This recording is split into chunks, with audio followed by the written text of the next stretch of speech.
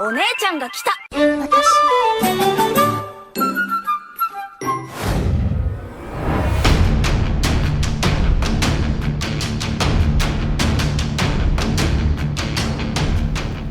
Halo, apa kabar semuanya? Salam kenal dan selamat datang di channel Playlist ID.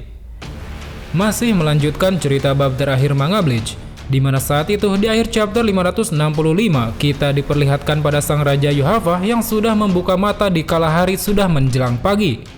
Perlahan sepertinya sang Raja akan memulai langkah selanjutnya untuk menginvasi Seireitei sepenuhnya. Well, tanpa menunggu waktu lama, sebelum kita lanjutkan ceritanya, pasang dulu sabuk pengaman dan segera bunyikan tombol loncengnya.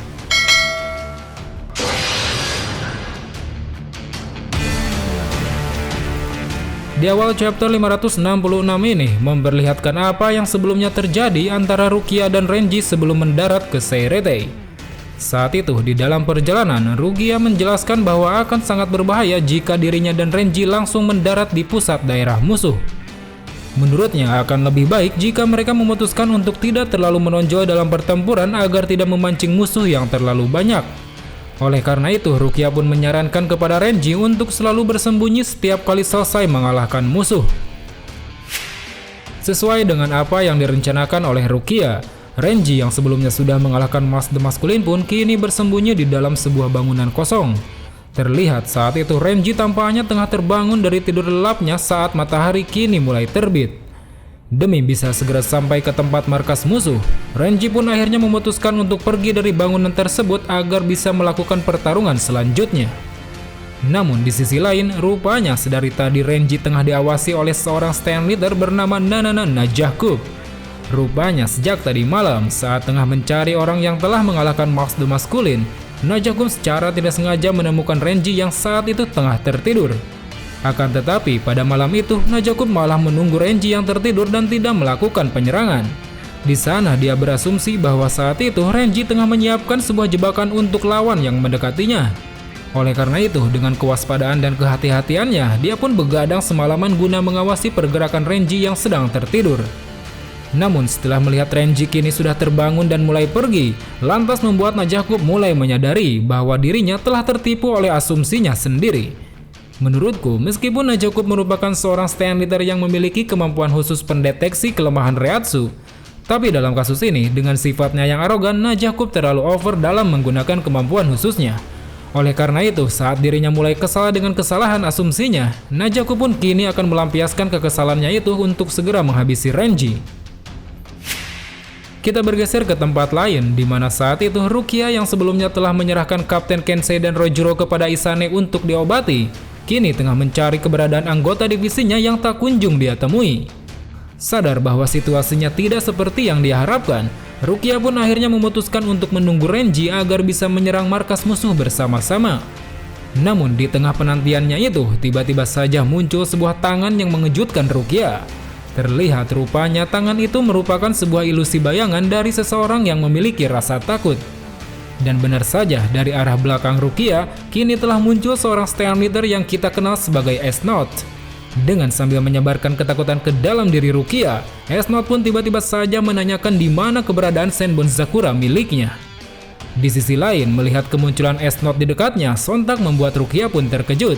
Seolah tahu bahwa Quincy di depan adalah orang yang telah mencuri bangkai kakaknya, Rukia pun kini mulai menunjukkan kekesalannya kepada S-Note.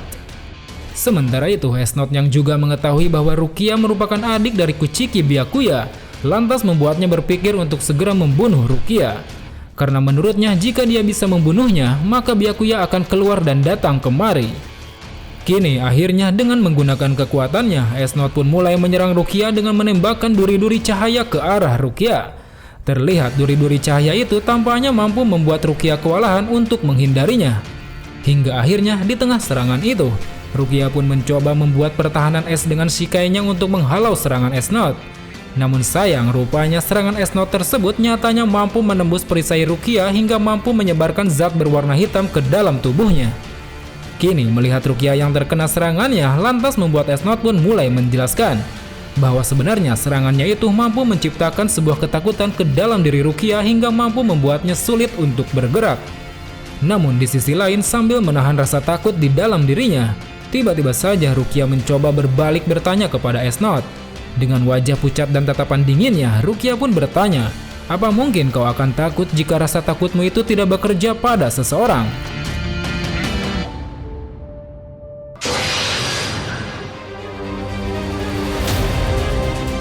Pada awal chapter 567 ini masih melanjutkan pertarungan antara Rukia dan Esnot. Terlihat saat itu Esnot tampaknya terkejut saat melihat Rukia mampu bergerak walau sudah terkena serangannya. Di sisi lain, Rukia yang mulai keluar dari rasa takutnya itu, kini mulai menegaskan bahwa saat ini dirinya akan menunjukkan kekuatan yang sebenarnya dari Sode no Shirayuki alias Shikai-nya. Dengan kepercayaan diri yang tinggi, kini Rukia pun mencoba menantang Esnot untuk menyerangnya sekali lagi. Sementara itu, seakan ingin menjawab tantangan tersebut, tidak perlu berlama-lama, Esnot pun secara tiba-tiba melakukan serangan durinya kembali ke arah Rukia. Namun apa yang terjadi terlihat jelas. Di sana Rukia rupanya mampu menahan serangan duri tersebut dengan cara membekukan serangan milik Esnot. Akan tetapi melihat Rukia yang telah berhasil menghalau serangannya, tampaknya tidak membuat Esnot bergeming.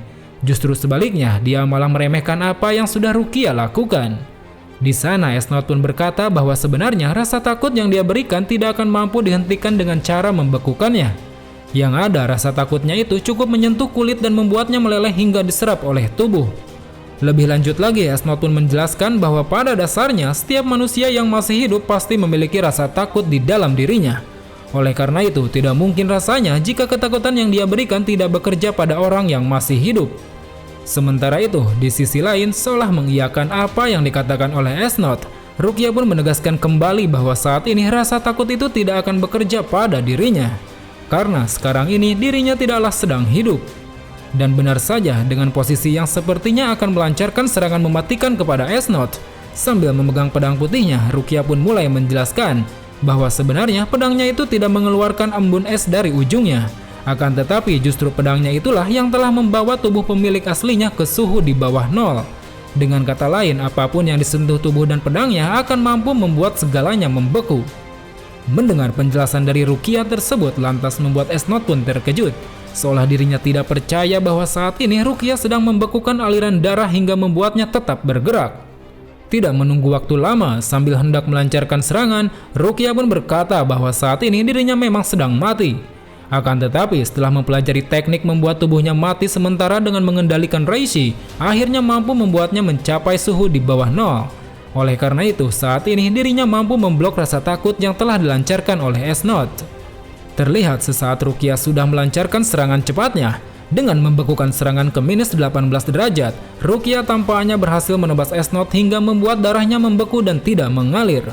Tidak sampai di situ, rupanya Rukia kembali melancarkan serangan dengan membuat air di dalam tanah yang diinjaknya ke minus 50 derajat. Terlihat serangan tersebut nyatanya mampu membuat sebuah getaran es hingga membuat Esnot kewalahan. Hingga akhirnya seolah ingin menyelesaikan pertarungannya dengan cepat, kini Rukia pun mulai menunjukkan serangan titik nol absolut di minus 273,15 derajat. Dikatakannya bahwa dalam temperatur ini dirinya hanya akan mampu bergerak cepat selama 4 detik. Dan benar saja, dengan kecepatan serangan titik nol absolutnya itu, akhirnya mampu membuat tubuh Esnot membeku sepenuhnya. Terlihat Esnot begitu tidak berdaya di hadapan kekuatan Sode no Shirayuki yang sebenarnya.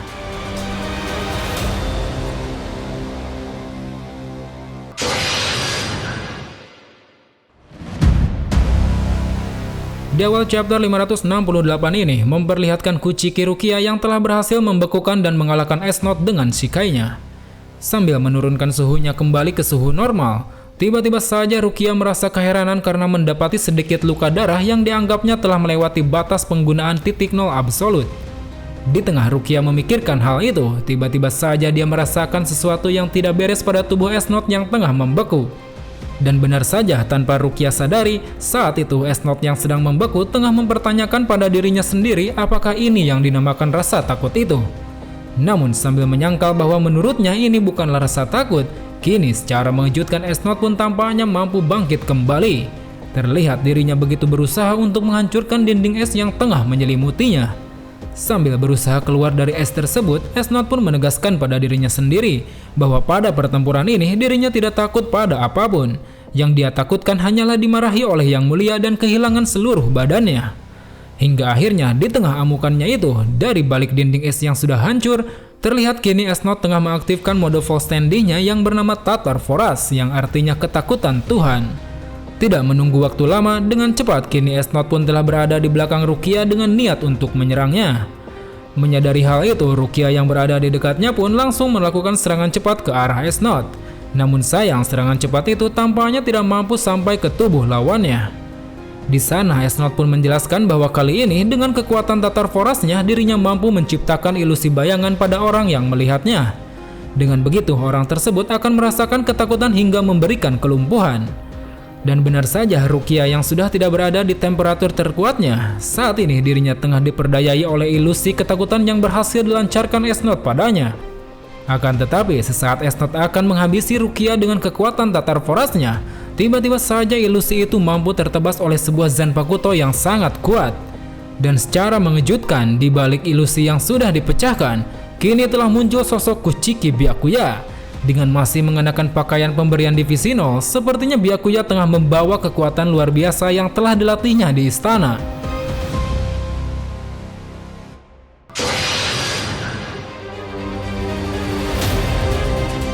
Pada awal chapter 569 ini memperlihatkan Byakuya yang telah tiba di medan pertempuran. Kedatangannya ini pastinya sangat mengejutkan Kuchiki Rukia beserta Esnot di sana. Sementara itu, sadar akan kekuatan milik Esnot, Rukia pun dengan segera menyuruh kakaknya untuk tidak melihat mata milik Esnot. Akan tetapi, dengan kepercayaan dirinya, Esnot pun menegaskan bahwa perkataannya itu sudah sangat terlambat, karena saat ini dirinya sudah melancarkan serangan ilusi ketakutan pada Byakuya. Namun saat serangan Esnot sudah dilancarkan, secara mengejutkan Kuchiki Byakuya rupanya mampu mencabik-cabik ilusi serangannya itu dengan sangat mudah. Terlihat ribuan kelopak sakura dari Zanpakuto-nya itu nyatanya mampu membuat serangan Esnot tidak berdaya. Melihat hal itu, kini Esnot pun mulai menyadari bahwa saat ini Byakuya tengah memakai bankai yang telah kembali padanya. Dengan tegas, Esnot pun menyatakan bahwa dirinya sangat menginginkan bankai yang kuat itu sekali lagi. Akan tetapi, seolah ingin menunjukkan kenyataan pada Esnot, Byakuya pun menjelaskan bahwa sebenarnya saat ini dirinya hanya memakai Shikai Senbon Zakura. Menurutnya, berkat bankainya telah dicuri oleh Esnot sebelumnya, kini dirinya mampu melatih inti dari Senbon Zakura sampai ke titik terdalam. Dengan mengucapkan terima kasih pada lawannya, akhirnya Byakuya pun mampu menghunuskan Senbon Zakura ke arah Esnot. Terlihat tebasannya itu mampu membuat tubuh Esnot memuncratkan banyak sekali darah. Kemudian tidak terima dirinya berhasil ditebas, kini Esnot tampaknya sangat kesal dan marah.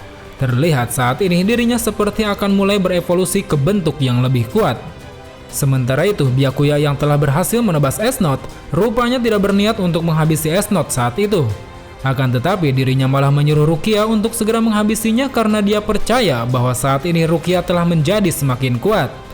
Mendengar pujian dari Byakuya tersebut lantas membuat Rukia mulai bersemangat. Seakan dirinya tidak percaya bahwa kakaknya telah mengakui kekuatannya. Dengan tegas, Rukia pun menyanggupi perintah kakaknya tersebut.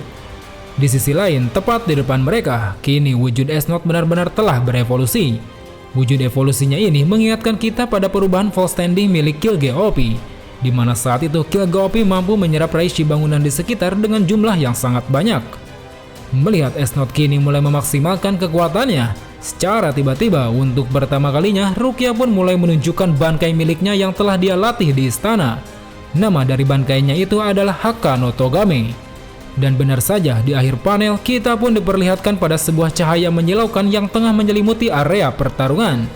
Terlihat diaktifkannya bankai milik Rukia tersebut rupanya mampu membuat bangunan-bangunan di sekitar perlahan mulai membeku.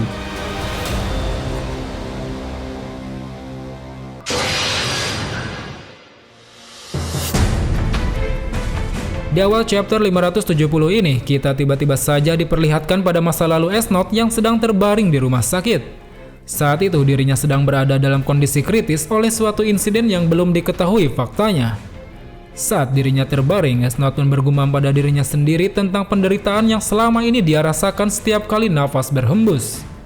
Menurutnya akan lebih baik jika dirinya mati dan bisa masuk ke surga agar tidak merasakan kesakitan lagi. Akan tetapi dirinya pun merasa takut jika kematiannya malah membawanya pada neraka yang akan membuatnya lebih sakit. Di tengah kebimbangannya itu, tiba-tiba saja muncul Yuhafa dari balik pintu. Seolah tahu tentang insiden yang menimpa S-Note, Yuhaba pun mencoba menawarkan sebuah kekuatan yang tidak bisa dibayangkan oleh S-Note. Dengan wajah yang masih dilanda kebimbangan, S-Note pun mencoba mengadu dan berkata pada Yuhaba bahwa saat ini dirinya tengah merasa ketakutan. Dia takut akan kesakitan, takut akan kematian, dan takut akan neraka. Hingga akhirnya di ujung pertarungan antara S-Note dan Rukia, secara mengejutkan serangan bangkai milik Rukia rupanya mampu membekukan S-Note dan akhirnya membuat S-Note menemui ajalnya. Terlihat saat itu di balik kebulan es yang mampu membekukan seluruh area pertarungan, dengan wujud bagaikan Ratu Es, kini Kuchiki Rukia tampaknya telah berhasil melancarkan serangan bangkai hingga mampu mengalahkan S-Note. Sementara itu, Byakuya yang menyaksikan sendiri kekuatan dahsyat dari Rukia, kini mencoba menenangkan Rukia dengan memegang tangan esnya yang mulai meleleh. Sambil memegang tangan Rukia, Byakuya pun mengatakan bahwa bangkainya ini sangatlah mengagumkan. Namun meskipun begitu, bangkainya ini memiliki resiko yang sangat tinggi, di mana bangkainya mampu membuat tubuh pengguna juga ikut membeku. Jika ada kesalahan perhitungan dalam menggunakannya, maka akan membahayakan nyawa pengguna. Kemudian setelah itu, saat Rukia kini telah kembali ke bentuk semula, dengan tegas Kuchiki Byakuya pun memerintahkan Rukia untuk ikut bersamanya guna menghadapi pertarungan selanjutnya. Kita bergeser ke tempat lain, di mana saat itu Wakil Kapten Divisi 4 Isane tengah mengobati Kapten Kensei dan Rojuro di sebuah bangunan yang kosong. Tak lama setelah itu, tiba-tiba muncul Yachiro Kusagishi, sang Wakil Kapten Divisi 11. Tampaknya saat itu Yachiro tengah membawa sesuatu yang dimintai Isane untuk mengobati dua kapten yang sedang terbaring. Kemudian tak lama setelah itu, tiba-tiba saja Isane dikejutkan pada seorang musuh yang tanpa diduga sedang memeluk Isane dari belakang. Sadar ada musuh di sekitarnya, Yachiro pun seketika langsung memukul keras musuhnya itu hingga memuncratkan darah dari hidungnya. Akan tetapi, secara mengejutkan musuh yang sudah dipukulnya itu tiba-tiba saja menghilang. Dan tanpa Yachiro sadari, dirinya pun kini malah terkena serangan oleh musuh yang tidak bisa dilihatnya. Melihat Yachiro kini terkapar, lantas membuat Isane menghampirinya. Di tengah ketegangannya itu, Isane pun mulai diselimuti oleh suara yang keluar dari seseorang yang tak terlihat.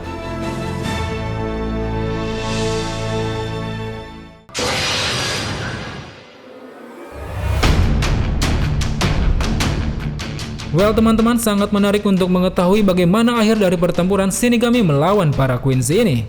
Kira-kira apa yang akan terjadi pada Isane dan Yachiro di tengah dua kapten yang sedang terbaring? Pantengin terus channel ini karena ceritanya masih sangat panjang. So, sampai jumpa di video selanjutnya.